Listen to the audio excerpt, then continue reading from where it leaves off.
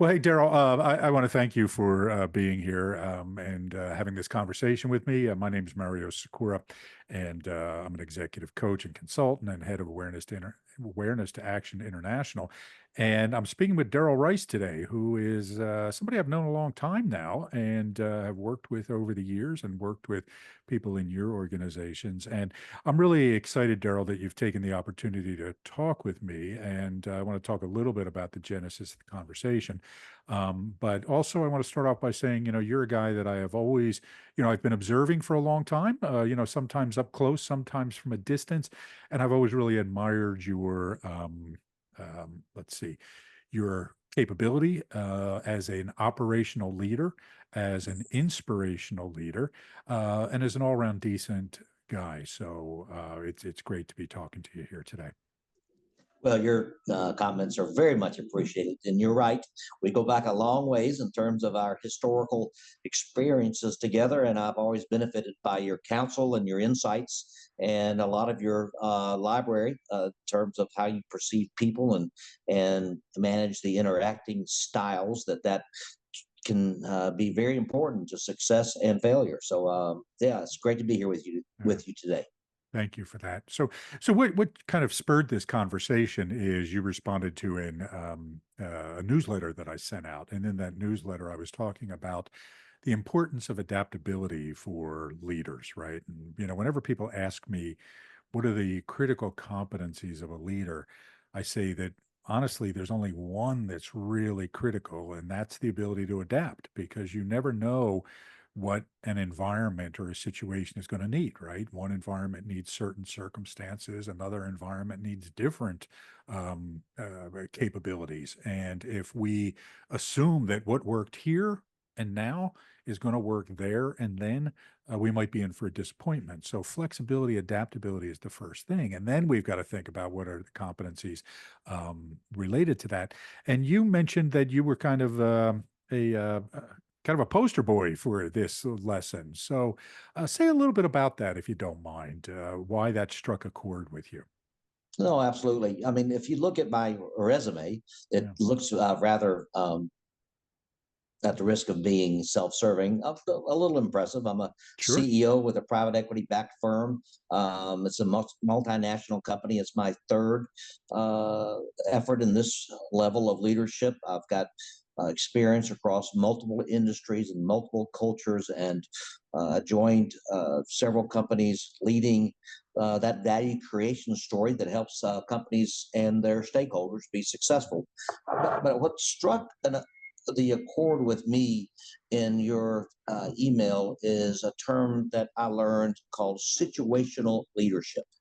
And it's actually it's a great book. What got you here won't get you there, by Marshall Marshall Goldsmith. Goldsmith. Yeah. And it is a perfect example of where I failed in terms of being situationally adaptable, to use your words, to the situation that I was in. I mean, um, from a leadership style standpoint, my themes are appreciation, service, strategy, excellence, and accountability. And I like to celebrate victories and learn from those setbacks. And I have a tendency to be oriented toward a glass half full approach. But I stepped into a situation where I was replacing and reporting to a very hands-on, center of the wheel leader of some 8 years, and my previous style that had gotten me to this point just wasn't effective. It created a perception that I was not curious, that I was too hands off. I tried to move too fast from his style to my style. And if I could do it all over again, I would be more aggressive at trying to understand his approach to leadership, because everybody that now reported to me had grown up under his style. And so I was just too fast and too quick. I still think my style was the right solution, but I think that I should have been more tactful and patient in moving that process forward. I mean, there's there's a great song that kind of comes to mind by Kenny Rogers, the gambler, and it's to know when to hold them, know when to fold them, know when to walk away, and know when to run. And it's all about the timing, Yeah. and then that's the I think the key of adaptability and situational leadership. Yeah. You also have quite, in addition to your experience, as I was looking over your resume, you've been in multiple industries, right? And for me, that's the sign of an effective leader who can, take their skills and transfer them from one industry to another, and not just be a specialist in that particular industry. Although I'm sure there are themes in common. But in addition to the number of different organizations you've been a senior leader in or the CEO, you've also done a number of international assignments, I believe. Is that correct? That is correct. Yeah. So tell me about that and the need for adaptability and flexibility. Well, I'll share two stories that come to mind.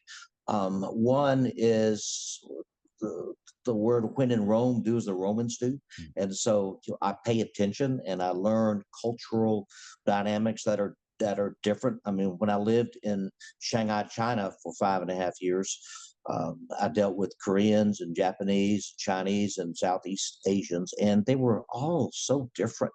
And I was one of my favorite and most memorable uh, appreciation comments was from a sales and marketing director for the Korean company as we were having dinner at a Korean barbecue. And he looked at me across the table and said that I was the most non-Korean Korean that he'd ever met.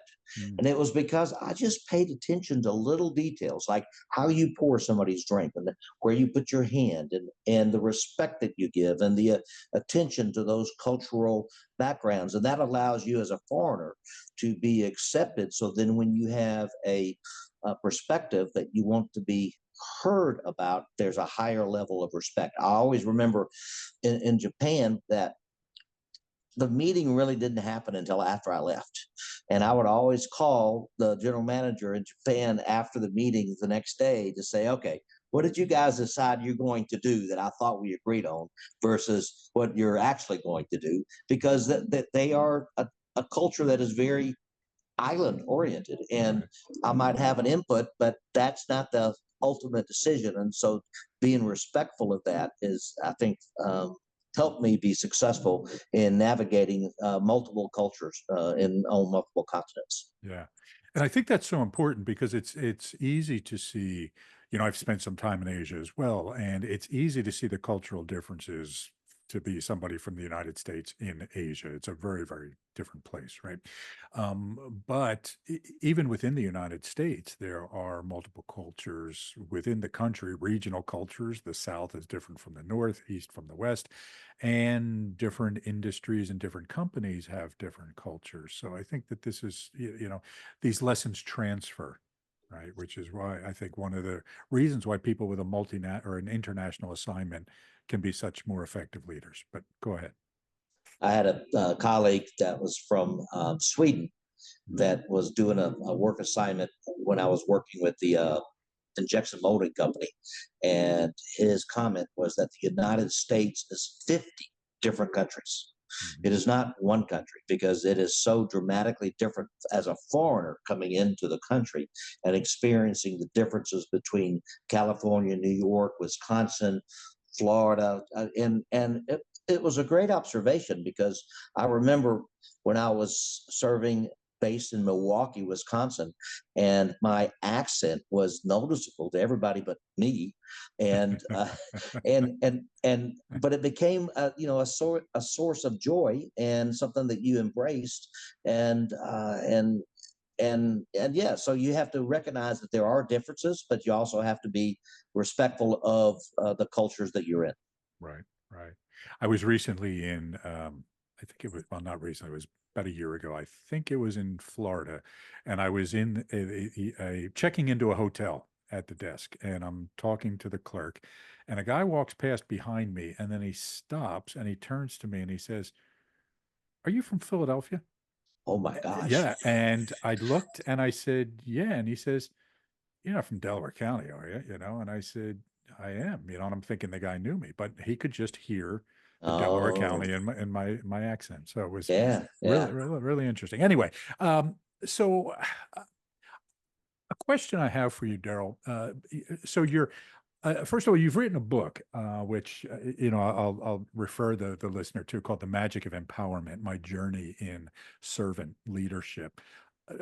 Why did you write the book? Oh, that's a great question. I'm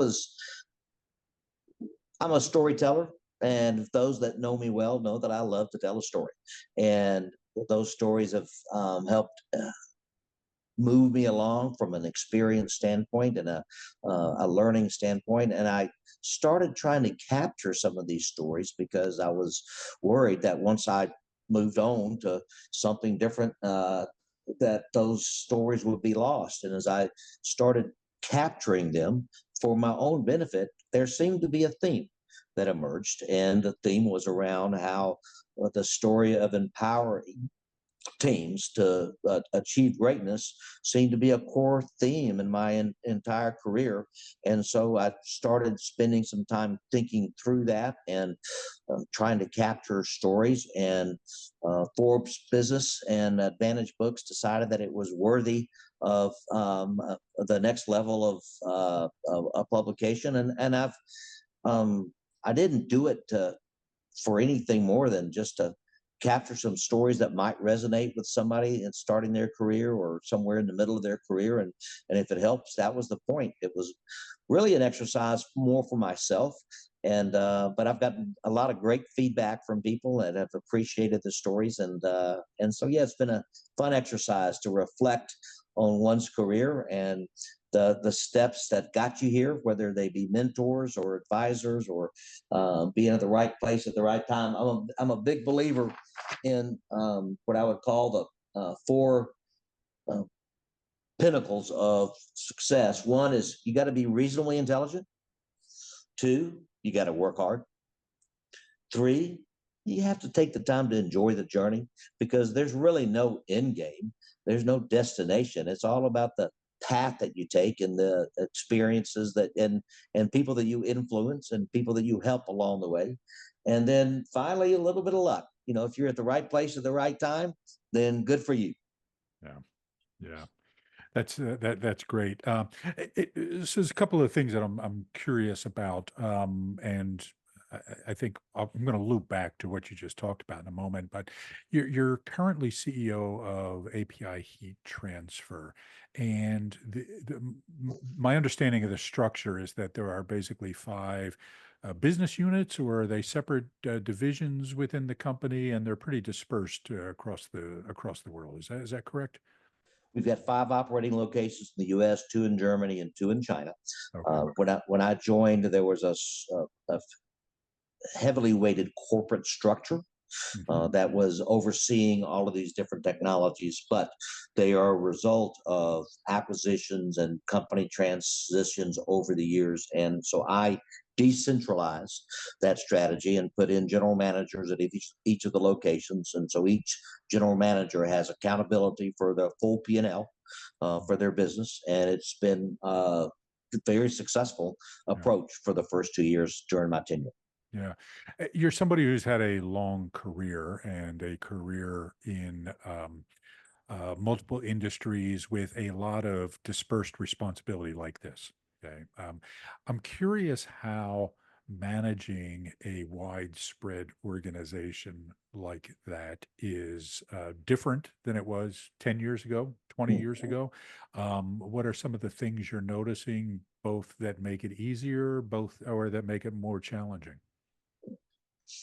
Yeah, great question. I would certainly assert that in an industrial based manufacturing company today, the challenge is more enhanced from a technical talent standpoint, whether it's welders, journeymen, tool manufacturers, skilled talent from an electrician standpoint, just the heavy metal movement. There seems to be in the US culture a window of time where um, what do they call that in high school? The class that you went to learn how to wire up a electrical system and We used to call it shop class, but shop class. yeah, They all kind of evaporated, and so there's this gap of technical hands-on talent that I think our many of my peers in industrial manufacturing are dealing with, because it is a it is a challenge to be able to support industrial manufacturing business. And so a lot of us are doing things, whether they are um, work share programs, educational sponsorship programs, internship programs, to create an environment where people can enjoy and make a career without having to step into a college debt scenario to build a life for you and your family. So I would say that's probably one of the biggest changes that I've seen over the last 20 plus years in terms of leading organizations in industrial manufacturing. yeah, great, thank you.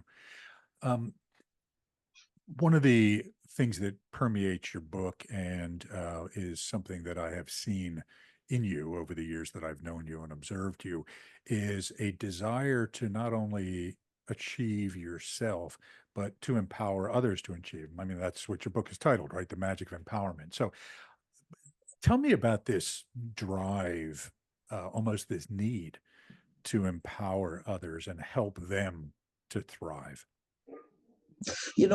I would put it in the same category as being at the risk of getting a little emotional, um, a father, and watching your children do great things and grow into their own shoes, and build their own careers. And so you think, as a father, you've empowered your children to embark and manage their life's journey. I see it the same way with teams and businesses, where you and I've been fortunate to be a mentor and a coach and ever all the way up to CEO coach, and watching people succeed, and feeling that I had a little bit of help. I mean, I provide a little bit of support and a little bit of help and a little bit of guidance, maybe, that helped them navigate the challenging waters of leading a company or managing a career. And it's probably the most rewarding part of my journey, is Yeah. to celebrating the successes of those that have been part of organizations that I've been a part of. Yeah, yeah. Thank you. It's interesting, as you recall, I use this personality model called the Enneagram, and it Right. identifies, different personality styles. And your personality style is what we call the type three, the striving to feel outstanding. And this is more for my audience than for for you. One of the stereotypes of people of your excuse me, one of the stereotypes of people of your personality style is that they're ambitious and, focused on their own development and so forth. And you're actually more the example of people of this profile that I have worked with over the years, uh, that they get a little bit weepy when they talk about this idea of developing people. It means so much to them that they have an emotional reaction to it. And for me, it belies one of the stereotypes about people in general that can be fallen into. I think it also belies some of the stereotypes that people who are not in the corporate world tend to have about corporate leaders, right? That they, only care about the bottom line, these sort of things, right? I'm just curious, do you think you're an outlier as an executive, or do you think that more senior leaders actually have hearts like you do?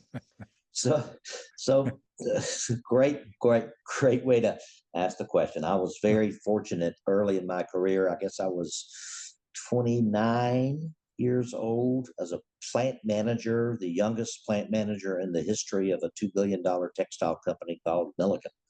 And this gentleman who was the general manager and I reported into, named, it's funny how I remember these names, Marshall Washburn. He said we had a requirement that each year you had to get at least 40 hours of outside training. That was part of the Milliken culture. Mm. And he was going to send me to this executive development school, which later I learned it was actually called the Asshole School. Um, and the reason that in retrospect, that he sent me to this school, it was one of those 360 evaluations where Mhm. people that worked for me had to take a test, people that I worked with had to take a test, people that I reported to had to take a test, and then of course I took a couple of tests, Right. and it was a psychological analysis, kind of like a lot of your books bring to the table, and the first day in that class, it was held in Denver, and I'm in the room with vice presidents, plant managers, and all these different level people, and a couple of them started crying because the realization of the way you see yourself versus the way others see you can be very traumatic. Mm. And I always at that point thought of myself as a caring, concerned, and supportive person, and the feedback that I received from that 360 was that I was exactly how you just described, driven, results oriented, and all bottom line focused. And what that meant for me was that when I came into work Monday morning, did I take the first hour to ask people how their weekend was, how their mother's doing, and did they have something to celebrate before I got busy? Because I had a tendency to get busy even before I got Right. there in the morning, and so it was a great eye opener, and it has created some disciplines in my behavior, whether it's remembering people's birthdays, whether it is taking notes after a conversation so that I remember to follow up on how on somebody's mother and if they're in hospice, and those types of things that as a business leader you tend to get sucked into the immediate challenges of the day, and you forget that it's all about people, Mhm. and it's all about people that are managing lives and taking care of their families, and if you take a moment to be sensitive to that, then those people will be more empowered to do great things for the company or for the business or for whatever. I mean, I remember um, when I was leading a textile company. This is now probably 25 years ago, and the head of operations, Michael Ambler, um, who remains a great friend, and he left the company, and I ended up partnering with his replacement to start a vineyard and winery business to save a farm. And during my wife's 60th birthday party, when a lot of these people came back together, he asked my partner, "So how's it been working with Derrill?" Because when I worked with him, he was a pretty intense, hard nosed, bottom line kind of guy. And my partner, Jim Douthit, said, we've never had an issue. It's always been principle centered leadership and focus on what's better for the good of the families. And so I would assert to your question that I am not a unicorn or something unique in terms of your comment about a leader that has a heart. I just have learned that sharing that perspective and being vulnerable and open is an important part of being an effective leader Right. versus being that hard-nosed guy in the corner office that um, does nothing but focus on what it takes to get the results. I mean, Right. I still get the results, but I also want to be seen as a guy that cares. Yeah. Yeah. Does And that make sense? it completely makes sense. And one of the things that I end up discussing with clients over and over and over again over the years has been it's not about whether necessarily you're a nice person or a tough person. It's about are you getting the results? And you actually get better results when you have people want to work with you and to Yes. feel empowered and to, be excited about coming to work. So you might think that you're being more effective by being a jerk, but you're actually not. Right. I agree And, with you 100%. and so for me, it's like, look, personally, I don't care whether you're a nice person or not. I care about whether you're getting results. But I know from doing this kind of work for 25 years is that leaders get better results when people want to work with them. Right. Yep. So, I agree yeah. 100%. So I have one final question for you, Daryl. This has been a great conversation, but now as you're sort of on the tail end of your career, um, young Derrill Rice is entering the workforce. What piece of advice do you have for him? Yeah, great question. Actually, I spoke to a graduating class from my high school Mm. um, put that exact same question on the table. And I think it kind of circles back to a comment I made earlier in our conversation, in that you got to be reasonably intelligent, but you got to work hard. Um, you got to enjoy the process because there's no destination. It's just a matter of getting there, and enjoying that process means that you care about people, and your success can be managed and can be defined by how many people you've impacted and how many people you have helped be successful. And so when and it's a great question when you think about being toward the end of a career. When I look back on my career, I would define it similar to that comment earlier about being a father. Do I define it as being successful in terms of people that I've helped and supported and encouraged? And yeah, and so I would say my advice would be exactly that: work hard, keep your head down, be humble, but also always remember that we're all people and we all want to be successful. And I've never met somebody that comes to work in the morning wanting to do a bad job. Yeah. Yeah. Great. Great. Well, Darrell, I want to thank you for joining us. Now, I know that you're on LinkedIn, and if anybody wants to get a hold of you there, they can find you on LinkedIn. Correct? Is there Yes, sir. any other place other than buying your book, and anything else people should know about you, or how to get in contact with you if they need to? No, but I would share on the benefit of your audience that you deliver an amazing um, level of insight to behaviors and to people personalities and how to interact. And I think that my perspective on situational leadership is at the core of what you do, because what works for you here doesn't necessarily work for you there. And your books really highlight how interactions between different styles, even though you have good intentions, you may not be operating with the right behaviors that allow those intentions to be maximized. And so I highly recommend you and your skill set for emerging leaders and seasoned leaders like myself. I appreciate that, Darrell. Thanks for the kind words.